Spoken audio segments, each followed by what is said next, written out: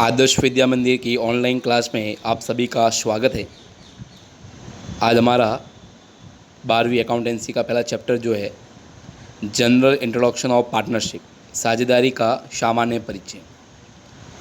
इस चैप्टर में हम साझेदारी का अर्थ, उसकी परिभाषा, विशेषताएं, उसके प्रकार, साझेदारी संलेख का अर्थ, विषय वस्तु, उसका भाव में लागू होने वाले नियम, साझेदारों के पूंजी खाते, स्थिर परिवर्तनशील पूंजी विधि से बनाना या अंतर ज्ञात करना, लाभ हानि नियोजन खाता खोलना, साझेदारों के पूंजी पर ब्याज व आहरण पर ब्याज का लेखा और साझेदारी के फर्म में बंद हुए खातों का समायोजन और न्यूनतम लाभ का आश्वासन व गारंटी के समायोजन हम सीखेंगे।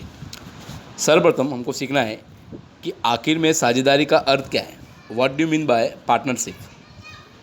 साझेदारी संलेख का एक बेसिक परिभाषा जो है वो ये है, जब दो या दो से अधिक व्यक्ति मिलकर स्वेच्छा से व्यापार करते हैं, व्यापार में पूंजी लगाते हैं तथा व्यापार से होने वाले लाभों को आपस में बांटते हैं, तो उसे हम साझेदारी कहते हैं।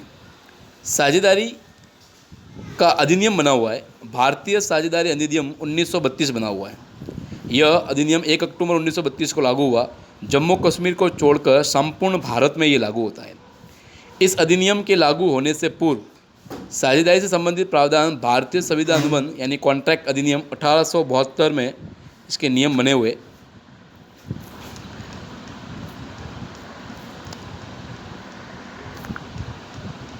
सर फ्रेडरिक पालक ने लिखा है, साझेदारी उन व्यक्तियों के बीच का संबंध है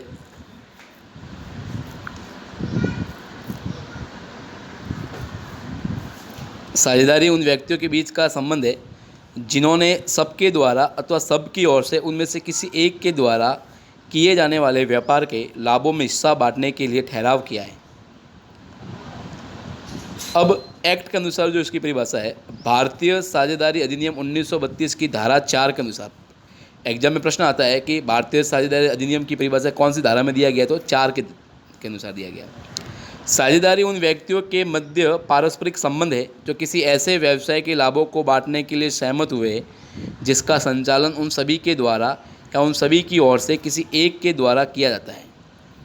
साझेदारी उन व्यक्तियों के मध्य पारस्परिक संबंध है जो किसी ऐसे व्यवसाय के लाभों को बांटने के लिए सहमत हुए जिसका संचालन उन सभी के द्वारा या उन सभी की ओर से किसी एक के द्वारा किया जाता है। साझेदारी में जो व्यक्ति शामिल होते हैं उन्हें हम व्यक्तिगत रूप से साझेदार कहते हैं, पार्टनर कहते हैं। यानी साझेदारी व्यवसाय में जो व्यक्ति शामिल होते हैं उन व्यक्तियों को हम जो है व्यक्तिगत रूप से पार्टनर कहते हैं, साझेदार कहते हैं। सामूहिक रूप से ये फर्म कहलाती है और जिस नाम से साझेदारी का व्यवसाय किया जाता है वो फर्म का नाम कहा जाता है। तो छोटे छोटे इसके इंपॉर्टेंट प्रश्न बनते हैं। सबसे पहले भारतीय साझेदारी अधिनियम कौन सा बना हुआ, तो 1932 बना हुआ। इसकी परिभाषा जो है वो धारा 4 में दी गई है और ये अधिनियम कब लागू हुआ, तो 1 अक्टूबर 1932 जम्मू कश्मीर को छोड़कर संपूर्ण भारत में ये लागू होता है। फिर एक्ट के अनुसार इसकी परिभाषा है, तो साझेदारी उन व्यक्तियों के मध्य पारस्परिक संबंध है जो किसी ऐसे व्यवसाय के लाभों को बांटने के लिए सहमत हुए जिसका संचालन उन सभी के द्वारा या उन सभी की ओर से किसी एक के द्वारा किया जाता है। जो व्यक्ति साझेदार में शामिल होते हैं उन्हें हम साझेदार कहते हैं। सामूहिक रूप से फर्म, और जिस नाम से साझेदारी का व्यवसाय किया जाता है उसे हम फर्म का नाम कहते हैं। ये थी साझेदार का अर्थ है उसकी परिभाषा।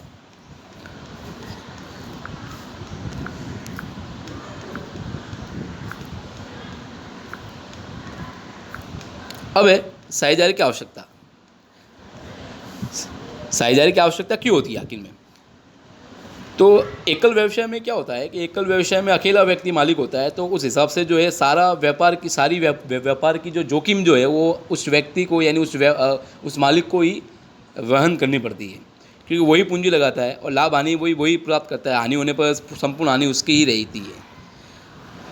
अगर साझेदारी की आवश्यकता इसलिए पड़ती है क्योंकि सीमित पूंजी, सीमित मैनेजमेंट क्षमता और चातुर्य, अनिश्चित अस्तित्व आदि एकाकी व्यापार की कमियों को दूर करने के लिए साझेदारी का उद्भव हुआ।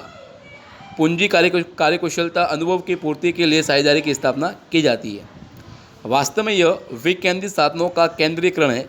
जैसे कहीं पर पूंजी है तो कहीं पर प्रतिभा, यानी किसी के पास अगर प्रतिभा है लेकिन उसके पास पैसे नहीं है, और एक के पास जो पैसे है लेकिन उसके पास प्रतिभा नहीं है, तो दोनों मिलकर जो है वो व्यापार कर सकते हैं। संक्षेप में साझेदारी की आवश्यकता जो है वो एकाकी व्यापार की कमियों को दूर करने के लिए हुई है, और जो भी लाभ हानि होता है वो आपस में बढ़ता है, बराबर बढ़ सकता है, उनकी पूंजी का अनुपात बढ़ सकता है, तो इससे हानि होने की संभावना भी जो है कम रहती है। कहने का विशेषता में सबसे पहले यही है कि दो या दो से अधिक व्यक्ति होना चाहिए। साझेदारी का मतलब ही यही है कि कम से कम दो व्यक्ति होना चाहिए। अधिकतम जो अभी भारतीय कंपनी अधिनियम 2013 में संशोधन हुआ है साझेदारी एक्ट के अंतर्गत सदस्यों की संख्या को लेकर, लेकिन उससे पहले जो था वो ये था कि अधिकतम सदस्य बैंकिंग सेक्टर में तो 10 थे, और अन्य व्यवसाय अगर है साझेदारी का तो उसमें 20 सदस्य होते थे। लेकिन अब चेंज हो गया है, जिसका मतलब ये है कि अब अधिकतम संख्या जो है कंपनी नियम 2014 के नियम 10 के अंतर्गत 50 तक सीमित रख दी गई है। यानी आपको अगर प्रश्न पूछे कि साझेदारों की न्यूनतम व अधिकतम सदस्य संख्या कितनी है, तो न्यूनतम सदस्य संख्या 2, अधिकतम सदस्य संख्या जो है वो 50 है, कंपनी अधिनियम 2014 के नियम 10 के अंतर्गत। लेकिन कंपनी अधिनियम की धारा 464 के अनुसार साझेदारों की अधिकतम संख्या जो है वो निर्धारित की गई है 100 से अधिक नहीं होगी। कंपनी अधिनियम धारा 464 के अनुसार 100 से अधिक साझेदारों की संख्या नहीं हो सकती, लेकिन कंपनी नियम 2014 के अनुसार जो ये संख्या 50 तक सीमित कर दी गई था। आपको अगर प्रश्न पूछता है तो आपको ये लिखना है कि अधिकतम सदस्य संख्या 50 तक है। ओके, नेक्स्ट अगली विशेषता है एग्रीमेंट्स अमॉन्ग पार्टनर। साझेदारों के मध्य समझौता या अनुबंध होना। अनुबंध का मतलब होता है ठहराव प्लस स्वीकृति, प्रस्ताव प्लस स्वीकृति। ठहराव का अर्थ यानी एग्रीमेंट, अनुबंध यानी कॉन्ट्रैक्ट। साझेदारी का जन्म समझौते द्वारा ही होता है। साझेदारों के मध्य समझौता होना आवश्यक है। दो पार्टनर है, उनके मध्य समझौता होना आवश्यक है। समझौता नहीं है तो पार्टनरशिप नहीं कहलाएगी। अब यह समझौता लिखित और मौखिक दोनों हो सकता है। जरूरी नहीं है कि मौखिक ही हो या लिखित ही हो, दोनों में से कोई भी समझौता होना चाहिए, लेकिन समझौता होना कंपल्सरी है। लेकिन भविष्य में किसी विवाद से बचने के लिए समझौता लिखित उचित रहता है। कल उठ के अगर 2 पार्टनर या 3 पार्टनर के मध्य कोई विवाद हो गया तो अगर समझौता अगर लिखित में है तो विवाद से बचने के लिए उचित रहता है। समझौता अगर मौखिक है तो भविष्य में कोई पार्टनर जो है अपने दायित्व से विमुख भी हो सकता है। तो भारतीय अनुबंध अधिनियम की धारा 5 के अनुसार साझेदारी का जन्म अनुबंध से होता है, किसी स्थिति के कारण के नहीं। तो प्रश्न आता है कि साझेदारी का जन्म कैसे होता है? साझेदारी का जन्म अनुबंध से होता है, किसी स्थिति के कारण नहीं। बिना ठहराव के साझेदारी का जन्म नहीं हो सकता। केवल 2 पक्षकारों द्वारा मिलकर कारोबार करने मात्र से साझेदारी नहीं बन जाते। इसी प्रकार साझेदारी का जन्म कानून के प्रभाव से तथा उत्तराधिकार से भी नहीं होता है। ये तो केवल ठहराव से ही उत्पन्न होता है।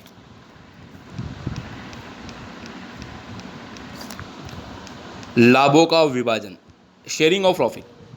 अब साझेदारी का प्रमुख उद्देश्य जो है वो लाभ कमाना है और उस साझेदारों के मध्य बांटना है। साझेदारी फर्म के अंदर जो भी प्रॉफिट होगा उन प्रॉफिट को प्रत्येक साझेदार में बांटा जाएगा। कोई भी संस्था जिसका उद्देश्य लाभ कमाना नहीं हो, परोपकार करना हो, वो कानूनी रूप से साझेदारी नहीं कहलाएगी। साझेदारी का उद्देश्य होता है लाभ कमाना। अगर किसी संस्था का उद्देश्य लाभ कमाना नहीं है तो वो साझेदारी की श्रेणी में नहीं आएगा। साझेदारी का लाभ में हिस्सा होना महत्वपूर्ण है, परंतु हानि में हिस्सा होना आवश्यक नहीं। जैसे अवैध साझेदार का केवल फर्म के लाभों में हिस्सा होता है। अवैध का मतलब जिसकी उम्र जो है वो 18 साल से कम है, माइनर। हानियों में नहीं होता, केवल लाभों में हिस्सा होता है। विपरीत अनुबंध के अभाव में हानियों को लाभों के अनुपात में भी बांटा जा सकता है। फिर व्यवसाय का होना। साझेदारी का गठन ही इसलिए होता है कि किसी वैध व्यवसाय को चलाना।